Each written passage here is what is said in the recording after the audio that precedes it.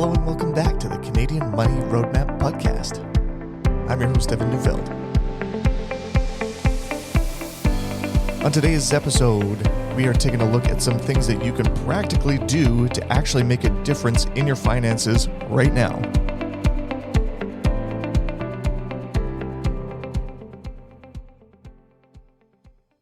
Another super practical episode today. I am excited to do some more of this type of content because it is so well received, and I think it is really meaningful for people to actually have some tangible things that you can do to improve your finances. I spend time on Twitter or X or whatever it's called now and Reddit, and it seems like the general theme on those platforms is just so negative. But at the same time, there's people that reach out to me every single week and they are in the opposite situation. And so I feel like the people that are listening to this podcast are a little bit of the silent majority, or the people that are wanting to actually make changes as opposed to complain about them. And so, in a world that defaults to negativity and complaining, I want this podcast and those of you listening to be a community of people who have a default towards action in their finances. Yes, this is education based, but I want to continue to provide more actionable tips that you can use to improve things constantly instead of feeling overwhelmed and bogged down by money. So if you're listening to this podcast, it's already a great start. And I don't think the typical Twitter and Reddit downers are present here in too high volume. But no matter where you are in your financial journey, getting stuck can still be a reality. So this episode is all about taking action. My challenge to you is to pick something from the list of things that we're going to talk about and accomplish it this week. Not this year, not this month. Get it done. This is the start of September, is kind of like an unofficial new year in a way. Like summer's done, kids are back at school. Feels like a fresh start in a lot of ways. And so let's use September here, the first week of September, to get something done. So it's super easy to keep listening to more podcasts and reading new things and learning about the perfect way to do something.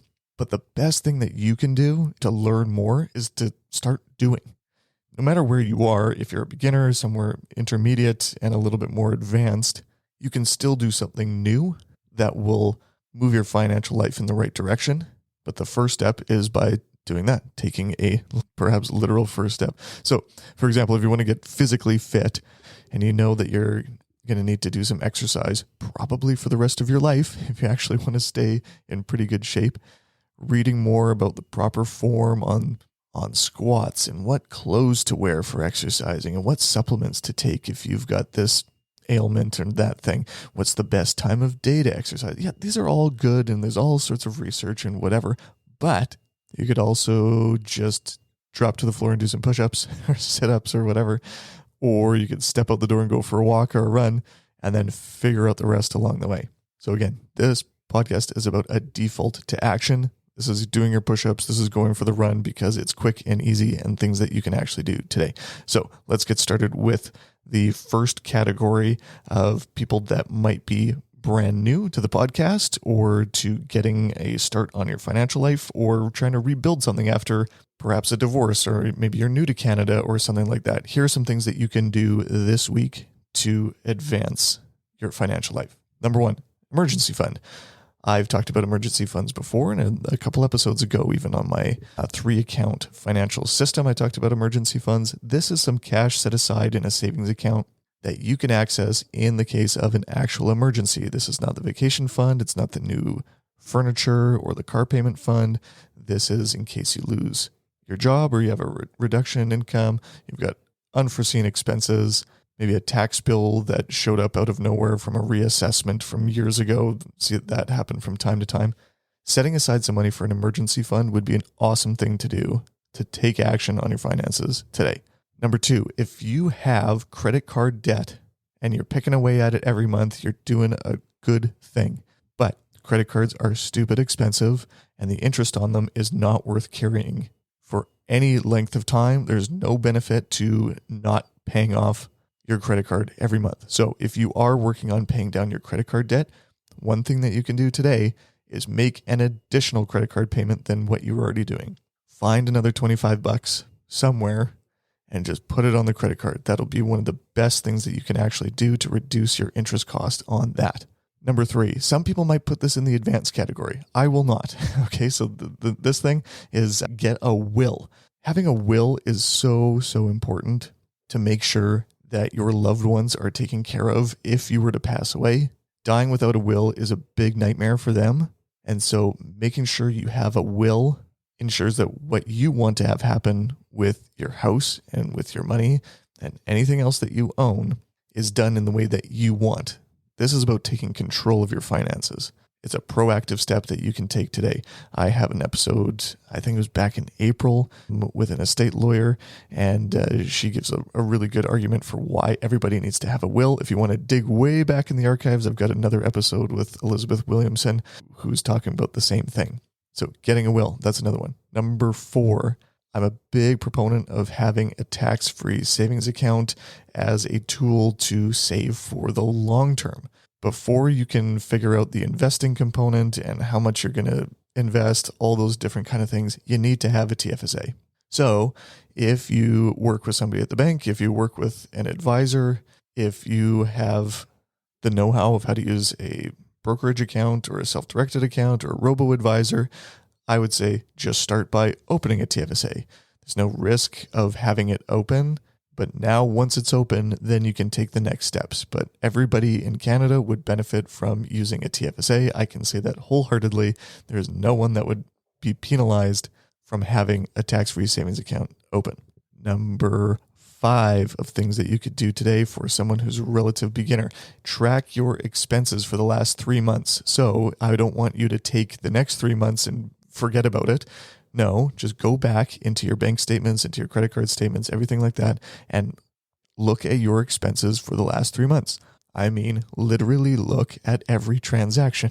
And in some cases, I've had some people tell me that they've had really good success by manually writing down the transactions into a new spreadsheet. It seems like a monotonous exercise, and it is, but by actually spending the time to put pen to paper or fingers to keyboard on every single transaction, you will have a way better idea of what your spending actually is than just kind of scrolling through your banking app on your phone. Most people will have an aha moment or a, oh my goodness, this is a disaster moment. Like, I spent how much on Skip the Dishes? Or, all these little things that really add up over time. Maybe you have a few Amazon purchases that you didn't make. I discovered that one time. I had another one where we were actually subscribed to a service twice.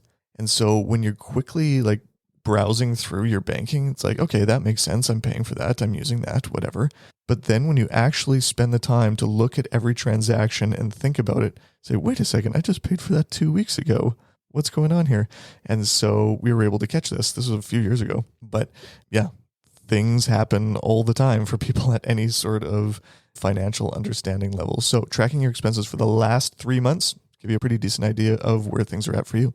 Last thing I would recommend for this category of people that are just getting started, if you have a TFSA open, if you have a savings account open, what you could do is set up an automatic transfer from your checking account to either your savings account or your investments. If that is a foreign concept to you and you work with an advisor or someone at the bank, or you can call somebody and have access to a financial planner through your investing platform, give them a call and they will help you out with this. It's very, very simple. Sometimes we call it a PAC or a pre-authorized contribution. That would be an awesome thing to do to get started. In most cases, you can set up automatic investments for as little as $25 a month. Obviously, more than that is definitely possible. But if you're looking to build up your emergency fund or save for a big purchase or vacation or something like that, setting an automatic transfer from your checking account to your savings account takes all of the discipline out of making that good decision and planning ahead. So setting up an automatic transfer is the easiest way to get bad discipline or the general human condition out of the problem of saving for the future. So those were the main ones for people that are just getting started. There's plenty of other things that you can do. If you have an idea, let me know. But that's setting up an emergency fund, opening a TFSA, make an additional credit card payment if you have an outstanding balance there, getting a will, tracking your expenses, and starting an automatic transfer to your savings or investments. All great things that you can do if you are a beginner to learning about your money. Now, for someone that's looking to take those things a step further, here are a few things that you can do to improve your current situation a little bit more. So one thing that's very, very simple, let's increase your automatic savings. So if you're already doing it, maybe increase it a little bit. If you had a raise this year for inflation, yes, the cost of living also went up, but the cost of saving should also go up too, because you're going to have to save more money to account for the higher cost of living in the future as well. So increasing your automatic savings to coincide with an increase in income, if you have the capacity to do it, I would say do it, because you can always stop those kind of things too. Those kind of systems are never set in stone. So maybe push yourself a little bit to increase your automatic savings and investing. Next thing, find a bill payment that you can automate. I talk about automation all the time, and I found a couple things that we just kind of subconsciously were paying for manually every month, like a couple of utilities. Like, wait a second, can we just pay this automatically? Maybe in the past we couldn't for whatever reason, but when I looked, we definitely could. So now we've got a number of our bill payments automated. Find one of those things that just takes another thing off your plate and make sure that you never forget it. That kind of thing happens, but automating it is a really good way to go. Number 3, if you've gone through and tracked your expenses for the last 3 months, you might have seen a subscription service that you probably do not use. How about this? Cancel it and then immediately increase your automatic savings by that same amount. You know, there's this story of a couple of guys that are standing outside, one of them smoking, and the other guy says, "Smoking, that's so expensive. Do you realize that if you've been smoking for the last 30 years that you could have bought a Ferrari with all that money?" And the other guy who's smoking, and just looks at him and he says, "Well, where's your Ferrari?" You know, the idea is that even though you might be spending money on things that aren't necessarily benefiting you or their necessities, if you don't then take that money and do something specifically different with that amount, you're just going to spend it a different way. If there's money in the account, you're probably going to spend it. That's just human nature. It's going to happen. So this is kind of an part 1, part 2, find a subscription or find something that you're spending money on regularly, cancel it or stop doing it, whatever. And then in the next breath, go over and increase your automatic savings or investment by the same amount. So that way that all the dollars are already accounted for. Number 4, if you have multiple debts, even if they're relatively low interest, like a car payment or mortgage, home equity line of credit, maybe a credit card, maybe student loans, whatever. If you have multiple debts, something that you can do here is set a priority so that you actually have a plan for paying them off instead of just paying the prescribed amount to every single one of them. Most people have a goal of paying off their debts sooner than the standard payment. And so there's 2 different ways that you can set a priority for paying off your debt. The first one is paying off the highest interest amounts first. This will save you the most in interest because you're getting rid of the most expensive ones first. Second one takes a look at the size of the debt. And so the idea here is that you would prioritize the lowest balance first so that you have fewer of these things to focus on every single month. If you need a psychological benefit, or like if you particularly benefit from seeing financial wins, I would really recommend you do that second one, where you find the smallest balance and just kill it and then move on to the next one. Some people call this the avalanche method of paying off debts. Both are a really good strategy because it means that you're paying off debt faster either way. Next thing that you can do to improve your finances for someone who's kind of in an intermediate stage, calculate your savings rate. This one will be a little bit interesting for you. It's not as actionable, but it requires some action to get the data. So if you're going through and tracking your expenses, let's take that a step further and track your income. And for the last few months anyways, or maybe you could do it for the whole year, that would be a great way to do it. And track your take-home pay, so whatever ends up in your bank account after taxes and anything else that comes off your paycheck. And then figure out how much you're actually investing for the long term every month. So some people are saving for an emergency fund or a near-term purchase, but I would say do this based on your long-term investing. So maybe your RSP contributions, or if you use your tax-free savings account, like a tax-free retirement account, which I'm a big proponent of, take that amount, what you're saving, and divide it by your total income, and that'll find your savings rate. it might be lower than you think because for most people, it actually is. Before you can really improve that number, you have to know what it is first. So I would say just figure out what your savings rate is. Last one for this category would be to get a power of attorney set up. Sometimes you'll do this alongside your will. This is what my wife and I did. But a power of attorney is something that you'd set up that would come into play if you are not able to make decisions for yourself. Maybe you're in a car accident or you lose mental capacity for whatever reason. Your power of attorney can come in and make decisions and sign off on things on your behalf.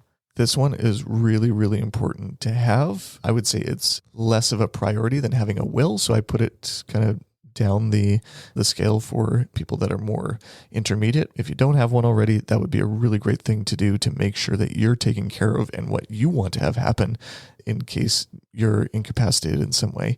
Yeah, a power of attorney would be a great thing to set up with a lawyer. If you have a lawyer that you worked with to get your will, reach out to them and they'd be glad to help you out.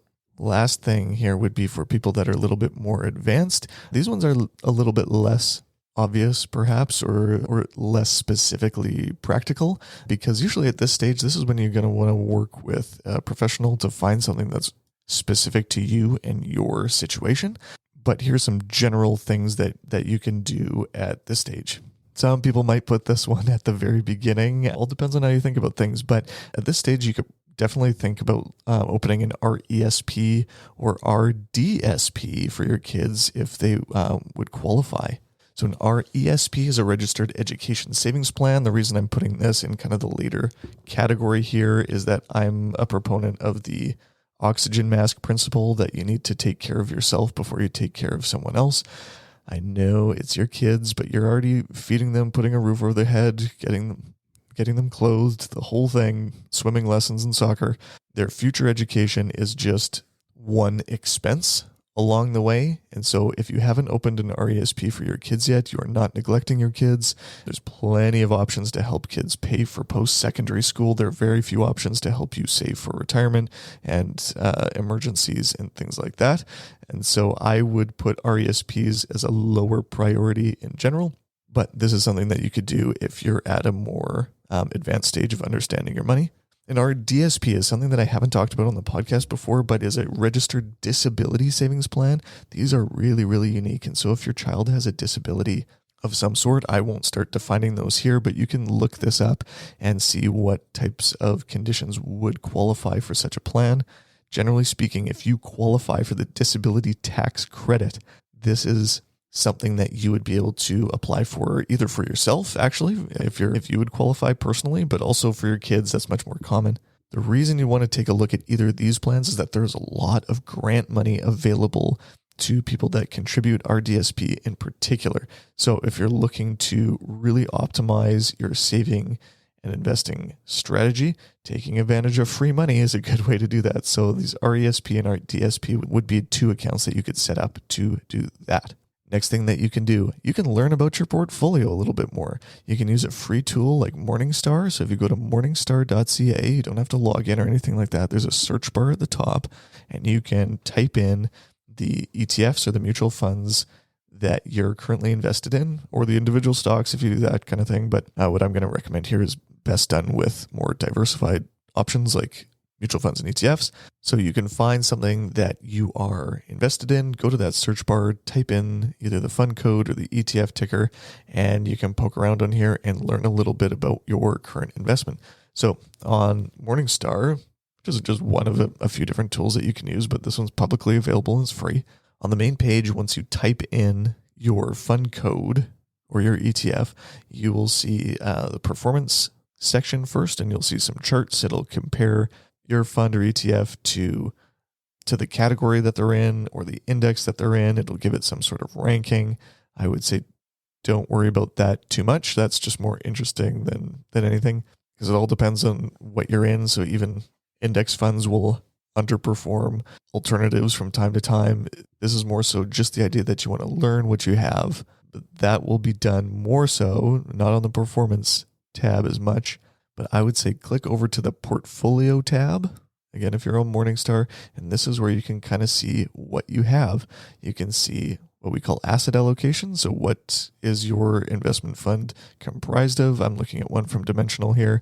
So you can see how much you have in Canadian equity, US equity, international, fixed income, all these different things. Again, it's not super instructive, but it is interesting to see. Perhaps if you have more Canadian exposure than you think, or more bonds than you thought, that could be something to take a look at for yourself. Now, if you scroll down, these things are a little bit more advanced, which is why I'm putting it in this advanced category, but you can take a look at the factor profiles and the styles that your investments represent. And so Dimensional is more of a value-based investment approach. And so you can kind of see this on their factor profile, where it kind of skews more towards the value side, whereas the category skews more towards the growth side, because the largest companies in the category are really growth focused and a bit more expensive. Same thing with skewing towards small companies. So they will own a few more small companies compared to the average. And so you can kind of see how that all works out there. I'm going to stop right here, but all this to say that a lot of people don't have a great understanding of what they have. And this will be something that you can do to figure out what questions to ask or what kind of research to do, as opposed to, oh, this is good, this is bad. It's like just a general theme that I see is that most people have no clue what they actually own. And so if you've kind of covered off some of these other things and you've got started in your investing, it's like, okay, well, let's take a look at this portfolio and see what it actually is. If you work with an advisor, just ask them instead, because I hope they should be able to give you a really good answer as to what you own and why. But if you're a DIY investor, using a tool like Morningstar is great to understand better what you actually have, and perhaps some things that you might be exposed to that you didn't know you were. While you're doing this, number 3, the thing that you could do here is like you could look to decrease cost. So in some ways there are opportunities to save on cost. A lot of the critiques of mutual funds is that they will try to mimic an index, but they just charge a higher fee. There's not as many of those out there here in Canada, in my experience, than you'd expect. But if you're in one of those types of funds that has a very, very similar investment thesis to its index, but it charges a really, really high fee, an index fund is probably going to be a better option for you. If you have an active fund for a really specific reason, perhaps it's a smaller part of your portfolio, you like to invest in a certain way, I'm not going to fight you on that, but just know that that's going to be an expensive or a more expensive part of your portfolio. But if you're looking at the really diversified, broad-based part of your portfolio, you can take a look on Morningstar or even somewhere else like the fund facts of your investment fund or your ETF, the ETF facts, and you can see what the expenses are. You can find that as part of the management expense ratio, and you can start to poke around and see if there are opportunities to get a very similar investment style and approach for perhaps a bit lower cost. Even if you work with an advisor, believe it or not, we have access to low-cost investment options as well. It's a common misunderstanding that if you work with an advisor, that means that you work with expensive funds. In some cases, that is true, but sometimes it's not. So anyways, worth asking. The last thing that I could recommend for someone to do in the situation, if you're in the stage of optimizing your financial life, and I feel wholeheartedly excited to make this recommendation, try giving some money away. You will feel great about doing so. It doesn't have to be a lot necessarily, but take a look around, get yourself out of the equation. You know, if you're saving enough for retirement, maybe you've paid off your debts, all these other things that you're already doing, and many of you listening are in this situation. I would say step out of your comfort zone, find a charity that you'd love to support. There's plenty of folks out there that could use some assistance, either in your local community or abroad. Think of people whose homes are burnt down here in Canada, in Hawaii, all sorts of opportunities to help out others. Your food bank will gladly accept some donations, and you get a tax credit for it too. So it is a bit of a 1-2 punch here, where the psychology of you parting with your money is actually going to be a net positive in terms of it releasing the grip that it has on you.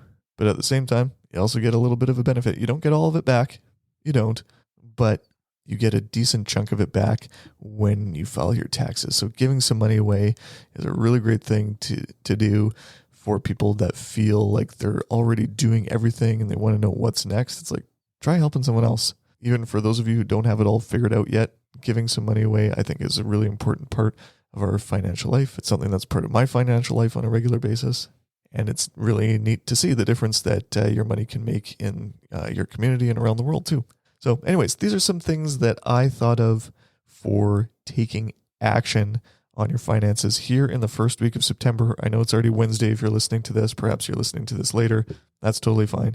If you're listening to this in the next 7 days, find one thing from this list and see what you can do to actually move the ball forward in your own financial life.